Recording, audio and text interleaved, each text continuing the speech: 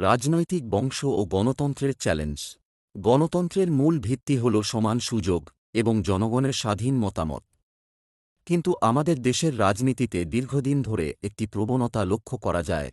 রাজনীতি অনেক ক্ষেত্রেই বংশগত পেশায় পরিণত হয়েছে। একজন রাজনৈতিক নেতা বা মন্ত্রীর পরে তাঁর ছেলে, মেয়ে, ভাই বা অন্য আত্মীয় রাজনীতিতে গুরুত্বপূর্ণ পদে আসীন হন। ফলে সাধারণ মানুষের মনে প্রশ্ন জাগে, গণতান্ত্রিক দেশে রাজনীতি কি কয়েকটি পরিবারের উত্তরাধিকার সূত্রে প্রাপ্ত অধিকার? স্বাধীনতার পর থেকে বহু রাজনৈতিক পরিবার দেশের রাজনীতিতে গুরুত্বপূর্ণ ভূমিকা পালন করেছে। তবে সমস্যা তখনই সৃষ্টি হয় যখন যোগ্যতা, কর্মদক্ষতা এবং জনসমর্থনের চেয়ে পারিবারিক পরিচয় বেশি গুরুত্ব পায়। অনেক সময় দেখা যায়, নতুন নেতৃত্ব উঠে আসার সুযোগ সীমিত হয়ে পড়ে।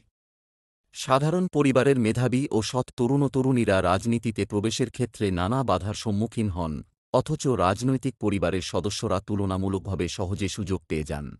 আমরা, সাধারণ মানুষ, দীর্ঘদিন ধরে এই প্রবণতাকে প্রশ্রয় দিয়েছি। অনেক ক্ষেত্রে রাজনৈতিক নেতাদের এমনভাবে দেখা হয়েছে যেন তাঁরা আধুনিক যুগের রাজবংশের সদস্য। তাঁদের পরিবারের পরবর্তী প্রজন্মকে স্বাভাবিকভাবেই নেতৃত্বের দাবিদার হিসেবে মেনে নেওয়া হয়েছে। গণতন্ত্রে নেতৃত্ব জনগণের মধ্যে থেকে আসার কথা, কিন্তু যখন বংশগত পরিচয় প্রধান হয়ে ওঠে, তখন গণতান্ত্রিক চর্চা দুর্বল হতে শুরু করে। সমালোচকদের মতে, এই পরিস্থিতির ফলে কিছু রাজনৈতিক পরিবার নিজ নিজ এলাকায় দীর্ঘ সময় ধরে ক্ষমতা, প্রভাব ও সম্পদের ওপর নিয়ন্ত্রণ বজায় রাখতে সক্ষম হয়েছে। যদিও সব ক্ষেত্রে অনৈতিক অর্থনৈতিক উন্নতির অভিযোগ সত্য নয়, তবুও ক্ষমতার কেন্দ্রীকরণ এবং জবাবদিহির অভাব দুর্নীতির ঝুঁকি বাড়াতে পারে।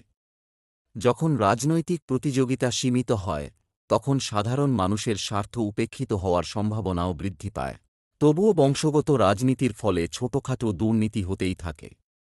এটি গণতন্ত্রের সুস্থ বিকাশের পথে একটি বড় বাধা হতে পারে। এর ফলে নতুন চিন্তা, নতুন নেতৃত্ব এবং নতুন সম্ভাবনার বিকাশ ব্যাহত হয়। তাই আমাদের একটি গুরুত্বপূর্ণ সিদ্ধান্ত নিতে হবে, নেপোটিজম বা স্বজনপ্রীতিকে আর উৎসাহ দেওয়া যাবে না। কোনো ব্যক্তি কেবল পরিবারের পরিচয়ের কারণে রাজনৈতিক সুবিধা পাবেন না, তাঁকে যোগ্যতা, সততা এবং জনসমর্থনের ভিত্তিতে মূল্যায়ন করতে হবে।